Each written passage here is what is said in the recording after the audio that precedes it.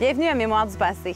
Le moulin à Thomas, la mine de silice et la tour à feu oubliée sont tous des lieux qui offrent une fenêtre sur le passé de la municipalité du canton d'Amherst que nous visitons aujourd'hui. L'historien Michel Allard nous raconte l'histoire derrière ces lieux et le récit inédit d'un artefact datant de plusieurs milliers d'années, découvert ici récemment.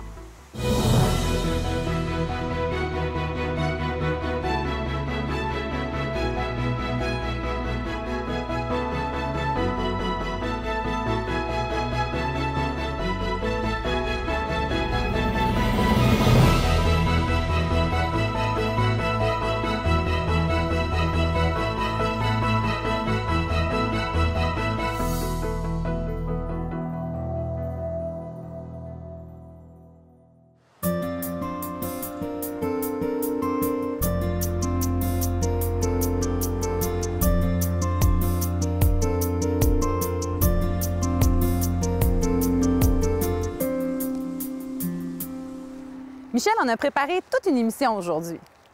Oui, chers téléspectateurs, on va faire découvrir des choses à Saint-Rémy, d'Amherst et à Amherst, des choses que pas beaucoup de monde connaissent. Non, effectivement. Puis on commence aujourd'hui devant l'église du secteur Saint-Rémy de la municipalité du canton d'Amherst. Mais on va revenir avant, en 1873, avant même la fondation de la municipalité.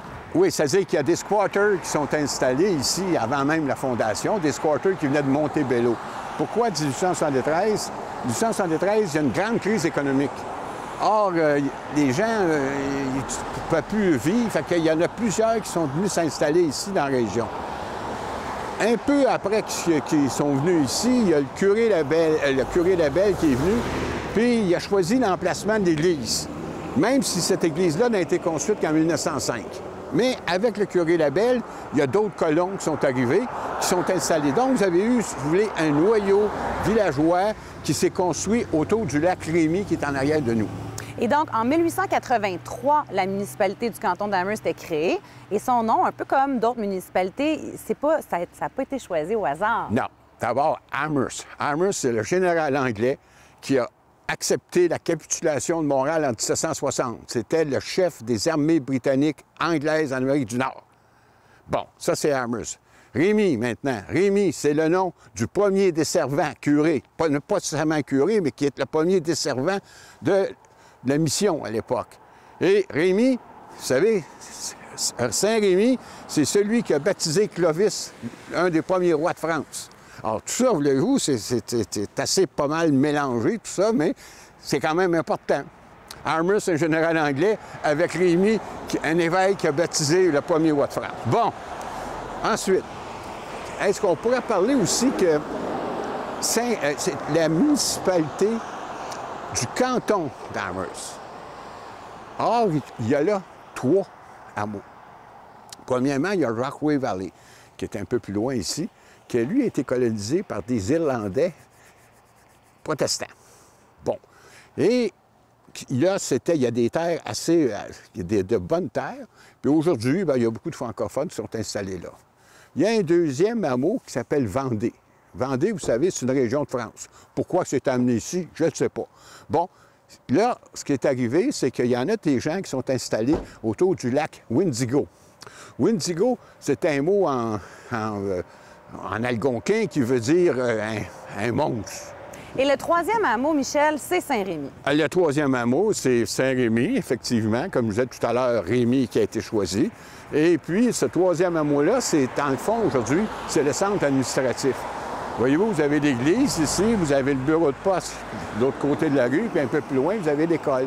Or, c'est, si vous voulez, le centre administratif de la municipalité du canton d'Amherst.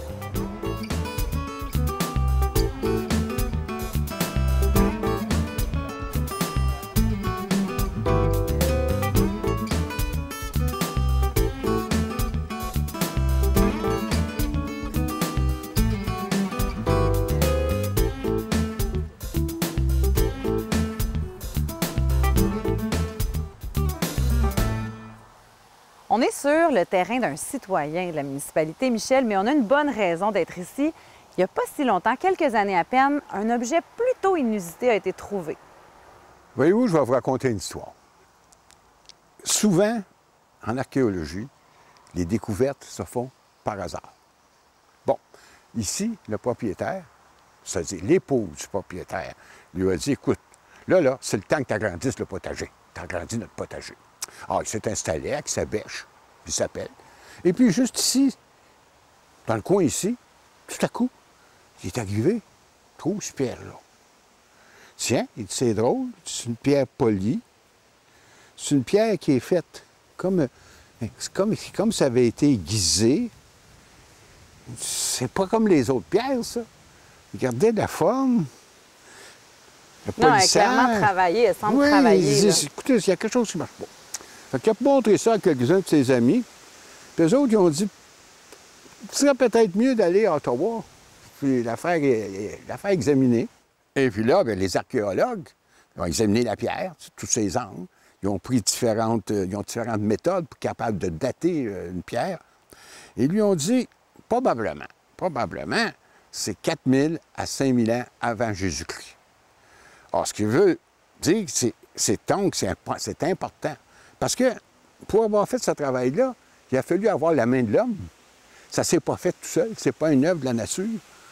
Ce qui nous dit que dans la région, il y avait probablement, même peut-être sûrement, des gens, des Autochtones, qui n'habitaient pas nécessairement tout le temps dans la région, mais qui ont au moins circulé à l'intérieur de la région.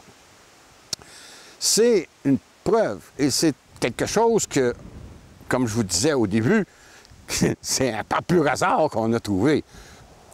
Donc, c'est très, très important quand on veut faire l'histoire d'une contrée ou d'un pays. Et ces gens-là qui habitaient ici, Michel, c'était des bouclériens? Oui, bien ça qu'on les appelle comme ça. Oui. Les bouclériens, ça vient probablement de boucliers canadiens, parce que vous savez, le bouclier canadien part du Manitoba puis se rend jusqu'au bout du Québec. Mais il y avait des divisions là-dedans. Il y avait des Lauréliens, probablement ceux qui étaient dans la Haute-Laurentide. Et ici, on disait que c'était des Maritiniens. Pourquoi? Parce qu'on sait qu'il y en avait qui étaient dans la vallée du Saint-Laurent et dans la vallée de l'Outaouais.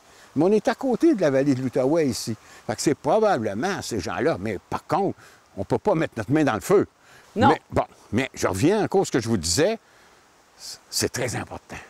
Et il y a une certaine émotion à voir ça dans les mains. Parce que tu te dis, écoute, là, il y a du monde qui a eu ça 4000 ans, 5000 ans avant nous autres. Donc, il y a 6 à 7000 ans. Oui. C'est assez incroyable. Puis c'est vrai que ça avait été documenté, Michel, hein, la présence autochtone ici. Je crois que c'est en 1856, un arpenteur du nom de Albright. Oui, après ça, si vous voulez, un petit peu avant ça, il faut quand même que je revienne un peu en arrière.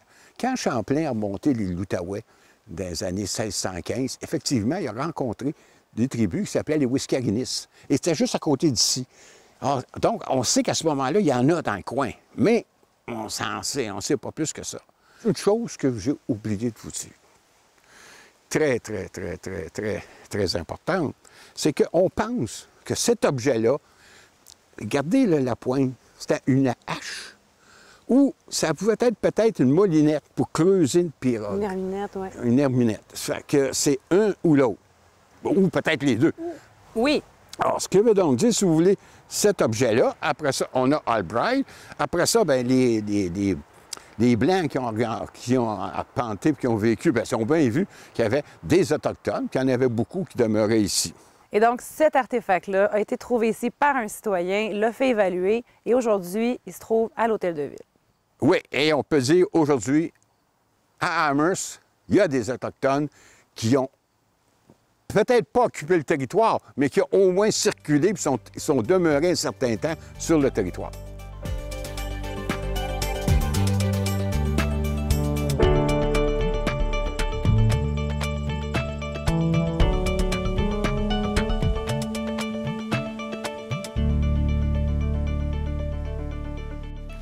Michel, la tour à feu à Saint-Rémy-d'Amherst aurait été construite en 1930 et à cette époque, elle s'appelait la numéro 661 ou encore la Saint-Rémy. Bien oui, elle est encore là, juste en haut. Regardez-la, là. Voyez-vous, il y a toutes sortes d'affaires qui arrivent dans la vie. Des fois, on trouve des affaires par hasard. Des fois, on oublie quelque chose. Bien là, croyez-moi ou non, cette tour-là est oubliée lorsqu'on a commencé à les détruire dans les années 1960-1965. Mais, dans le fond, elle témoigne quelque chose. Elle témoigne quelque chose de très important. l'importance que les feux de forêt ont eu et ont encore dans l'histoire du Québec. Si on tourne un peu en arrière, bon, par exemple, en Nouvelle-France, au temps de Marie de l'Incarnation, il y avait des feux de forêt, tellement Marie de l'Incarnation, qu'à un moment donné, elle écrit à son fils, puis elle lui dit que là, on se sent la senteur du feu, puis on est à Québec, alors que le feu est à Charlevoix. Bon, alors des feux comme ça, là, il y en a eu régulièrement à travers l'histoire du Québec. Tellement que dans les années 1880, alors qu'à ce moment-là, l'industrie forestière était presque à son meilleur, et là, on s'est dit, il faudrait bien trouver une façon de détecter les feux de forêt. Parce que vous savez, il y a deux types de feux de forêt. Il y a des feux de forêt par la nature, la foudre, par exemple. Puis il y en a d'autres, c'est négligence humaine. On oublie un feu quand on oublie de ramasser les braises, on oublie de tout enlever, bien, le feu prend. Fait que là, on a formé un groupe de patrouilleurs à pied et à cheval qui se promenaient pour essayer de trouver les feux de forêt. Oui, on a peut-être trouvé quelques-uns, on a peut-être évité, mais en 1903, il y a eu un grand feu dans les Laurentides, en particulier le feu qui est parti de la Belle jusqu'à Val-Borin et qui a détruit des milliers d'hectares de forêt et qui a détruit aussi certains petits hameaux qui existaient. Fait que là, on a commencé à réfléchir. On s'est dit, écoutez, qu'est-ce qu'on pourra faire pour remédier à la situation? Et là, on s'est aperçu que dans le Maine, on avait fait des tours à feu. Alors, une tour à feu, c'est quoi? D'abord, dans un coin, par exemple par ici, on cherche le promontoire le plus haut. Et là, sur le promontoire le plus haut, pourquoi? Parce que la tour à feu, théoriquement, elle doit être vue dans un rayon de 50 km autour. Vous voulez dire qu'elle doit avoir accès à 50 km et voilà, tout autour? Voilà. Et là, deuxièmement, il faut qu'elle soit au moins 70 mètres, y compris l'antenne. Bon, fait que là, mais on ne met pas ça avec rien dedans. Ça prend quelqu'un. Fait qu'il y avait un gardien. Un gardien qui montait, plus particulièrement à compter du mois d'avril jusqu'à la fin du mois d'octobre, parce que ça, c'est la saison des feux de forêt au Québec. Alors, le gardien montait là, et là, il scrutait l'horizon. Il y avait des lunettes d'approche, bien entendu. Et puis, c'est tout à coup, il voyait comme une espèce de petite flamme. Il rentrait en communication, soit par téléphone, quand c'était possible, ou par radio-téléphone, rentrait en communication avec un centre de service, c'est-à-dire de service. Et là, on s'organisait pour qu'il y ait 3 tours à feu. Oui, c'est ça. Il était placé en triangle, hein, pour justement avoir une meilleure idée de l'emplacement exact. Exact du feu. Et là, on prenait une stratégie, comment on va arrêter ce feu-là, et on envoyait des gens pour éteindre les feux. On a eu au Québec pas loin de 550 tours à feu. Il y en avait partout, surtout dans des endroits, si vous voulez, qui sont plus proches de la civilisation. Parce que quand un feu prend proche de la civilisation, c'est dangereux pour les villages, etc. Fait que là, ça a duré ça, pendant plusieurs années qu'on se protégeait comme ça contre le feu. Les feux de forêt. Mais vous allez me dire, le gardien, qu'est-ce qu'il faisait? Bien, le gardien, en bas, il y avait une cabane. On y construisait une petite cabane, une petite maison, si vous voulez. Et puis, bien, des fois, il se faisait un petit potager. Des fois aussi, son épouse venait rester avec lui. Mais c'était pas confortable, Michel. Non. C'était agustique. Écoutez, quand vous êtes sur le plus haut promontoire dans une région, absolument, vous n'avez pas d'électricité, vous n'avez pas l'eau courante. Bon. Puis une maison isolée avec souvent de la mousse. Avec la mousse, bon. Oui. De toute façon, c'était très, très rustique comme organisation. Mais des fois aussi, il y en avait plus qu'un. Il y en avait 2. Parce qu'ils se relayaient dans des endroits là, où on savait qu'ils étaient des endroits, si vous voulez, qui étaient plus à risque, parce qu'on vient à connaître quels sont les endroits qui sont plus à risque. Bien, il y en a toujours un qui est en haut, puis l'autre en bas. En alternance. Voilà. Ça, si vous voulez, ce qui s'est passé, et ça a duré pendant plusieurs années. Et des années 1960, avec les satellites, bien là, on s'est dit, comment est-ce qu'on n'a plus besoin de ça? On n'a plus besoin des tours à feu. Et on les a démolis tranquillement, sauf celle-là. Qu'ils ont oublié? Bien, ils l'ont oublié, simplement. Et c'était très intéressant qu'il l'ait oublié, parce qu'aujourd'hui, ça devient une œuvre patrimoniale. Ça témoigne d'une époque Et Saint-Rémy est chanceux, ils l'ont. Bon. Et c'était remplacé par Sopfeu. Sopfeu, si vous voulez, eux, ils travaillent beaucoup par satellite pour détecter où sont les feux, etc. Et puis, ils ont des équipes bien organisées. Ils ont des équipes à terre, puis ils servent d'hydravions qu'on appelle, en Europe, qu'on appelle ça des Canadaires, c'est-à-dire qui rentrent dans des lacs, qui remplissent d'eau, puis ils vont verser.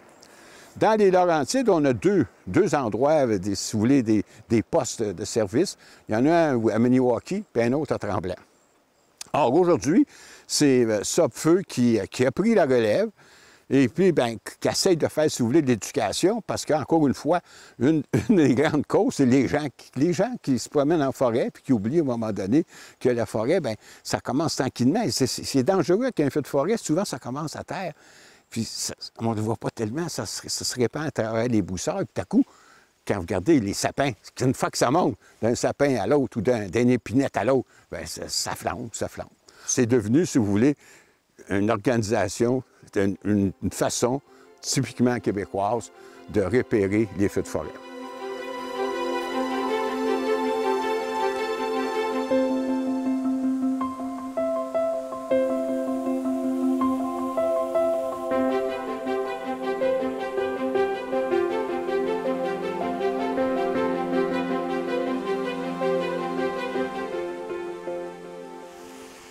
Michel, le moulin à Thomas aurait été construit autour de 1920 et c'était un moulin à scie. Oui, vous avez parfaitement raison. C'était un moulin à scie. Il faut dire qu'à l'époque, les petits moulins à scie sont devenus très, très, très, très populaires. Pourquoi? D'abord, première chose, c'est qu'il y a une forte demande pour le bois d'œuvre, le bois de construction. Deuxièmement, depuis 1888, vous savez que les colons, s'ils avaient payé leur terrain au complet, s'il y avait la patente, comme on dit, pouvaient vendre leur bois. Et finalement, bien, à partir des années 20-25, le train il venait juste ici à côté. Fait que là, vous avez vu, on a vu ici commencer à fleurir beaucoup de petites industries de scierie. Bon, ces petites industries-là, regardez en arrière, vous voyez, sont actionnées par un cours d'eau. Ici, c'est une chute que probablement on a augmentée. Et puis, l'eau rentre en dessous, ça actionne tout le mécanisme. Et le mécanisme qui permet de couper du bois. La scie, il y avait des scies circulaires qu'on appelle. Et ça permettait de couper le bois. Dans certains moulins aussi, on faisait plus que couper le bois. On a trouvé quelqu'un qui faisait quelques-uns qui faisaient des pottes et châssis aussi. Or, ici, ce moulin-là, c'est quelque chose d'assez extraordinaire parce qu'ils ont presque tous disparu. Et celui-là, il n'a pas disparu. Il est encore là. Et puis, il s'est conservé, oui, il s'est conservé, il est en ruine un peu, mais quand même, c'est quelque chose de très bien et de très beau. Mais quand ils sont arrivés avec le train, la question qu'on peut se poser, c'est sur le train qui a amené le bois, le moulin ou c'est le moulin qui a amené le bois, on ne le sait pas. On ne le saura pas. Mais le moulin ici a été super important dans la région. Oui, super important d'abord au niveau identitaire. OK? À l'époque où ce moulin-là existe, il y en a eu jusqu'à 8 dans la région. 8, et je ne parle pas des gros moulins, là. C'est des petits moulins opérés habituellement par une famille. Ici, c'est le moulin à Thomas, puis son fils va continuer. Donc, ce sont des petits moulins opérés par une famille. Et puis, ces moulins-là, ce qu'ils ont aussi de particulier, c'est qu'ils peuvent aider à l'intérieur de la région. Celui-là, en particulier, il y en a des vieux moulins qui existent, mais habituellement, on enlève tout l'outillage. Tout l'outillage est là. Tout l'équipement pour faire fonctionner le moulin, il est là. Et on sait même, ça vient de quelle compagnie, la compagnie Forano. C'est juste si on ne sait pas l'année. Fait que c'est pour ça que c'est très important. Donc, au niveau d'identité de la région, puis au niveau du Québec, d'après ce qu'on sait, il n'y en a plus beaucoup. Il en existe peut-être un autre au Lac-Saint-Jean qui serait aussi bien équipé que celui-là.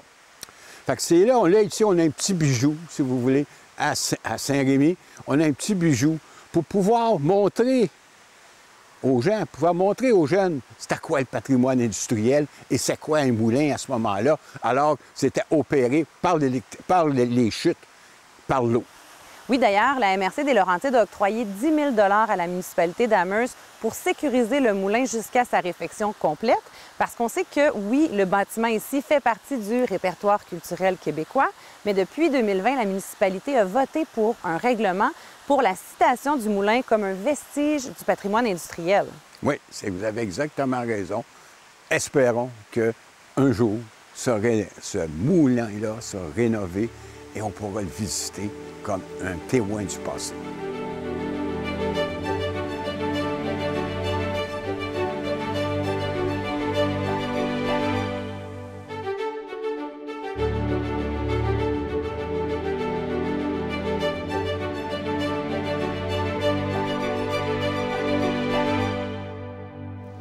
Michel, on est sur le site d'une ancienne mine d'extraction et de traitement du quartz et du silicium, qui est d'ailleurs l'un des minerais les plus communs de la Terre.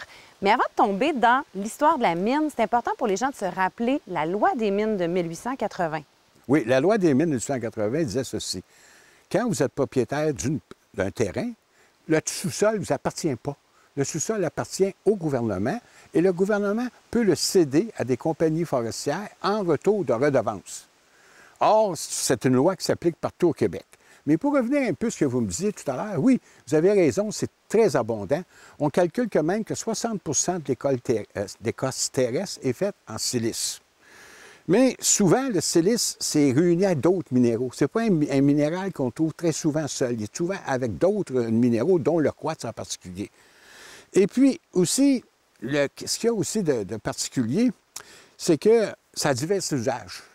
On peut s'en servir pour faire du verre, on peut s'en servir pour faire du ciment, on peut s'en servir aussi dans des produits cosmétiques, on se produit aussi dans des produits pharmaceutiques. Donc, ça a de multiples usages.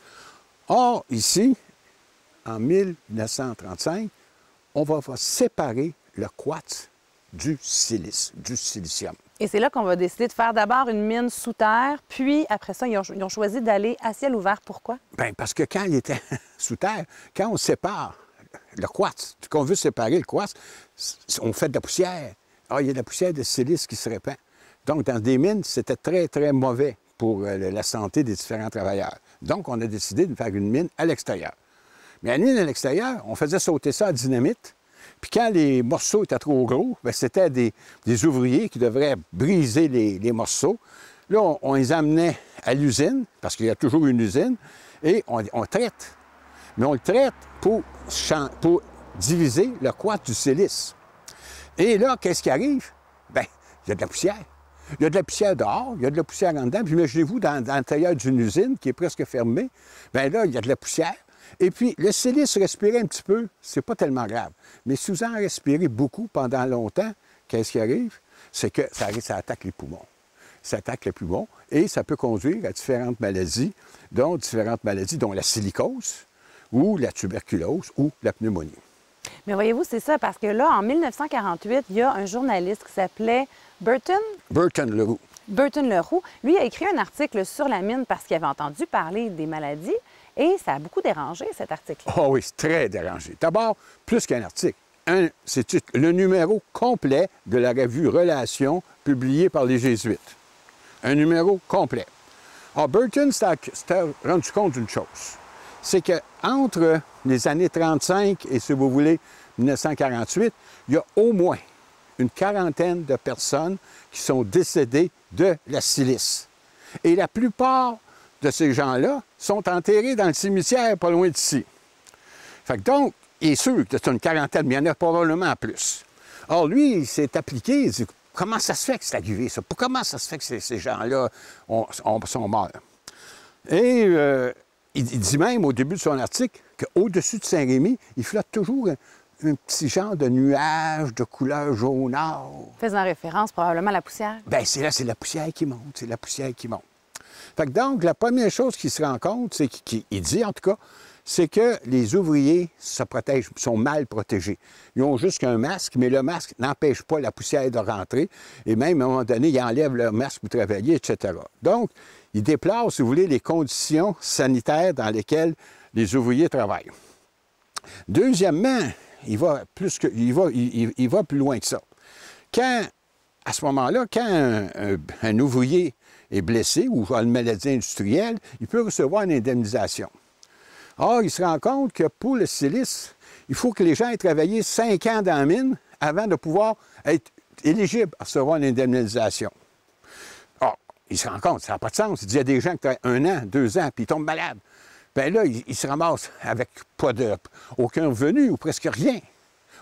Bon, troisièmement, il se rend compte aussi qu'au niveau judiciaire, il donne un très bel exemple, il y a des veuves ici. Des veuves qui, à un moment donné, ont perdu leur mari. On les appelle les veuves blanches. Eux autres, ils ont tenté une poursuite pour obtenir une indemnisation, mais le procès s'est perdu dans les méandres de la justice. Vous savez comment ça arrive. Mais sans savoir qui avait raison, qui avait tort dans ce conflit-là, Michel, il y a quand même eu des conséquences qui ne sont pas juste négatives à cet événement-là. Bien, il y a eu des conséquences, oui, d'abord négatives. C'est que celui qui était directeur de la revue de Relations, le père d'Auteuil, je ne me rappelle plus de son autre nom, le père d'Auteuil, il a perdu son emploi, puis on l'a envoyé dans une mission en Amérique du Sud.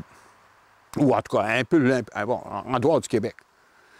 Et, conséquence, mars, la revue, où, au début de l'été, on ferme la mine et on démantèle la mine en juillet. Donc, plus de mine, 48. Ça a eu des conséquences aussi, on peut dire, à long terme ou à moyen terme. C'est que là, ça a amené une certaine révision de la loi des mines, plus particulièrement au niveau des mesures sanitaires. Et deuxièmement, ça a amené aussi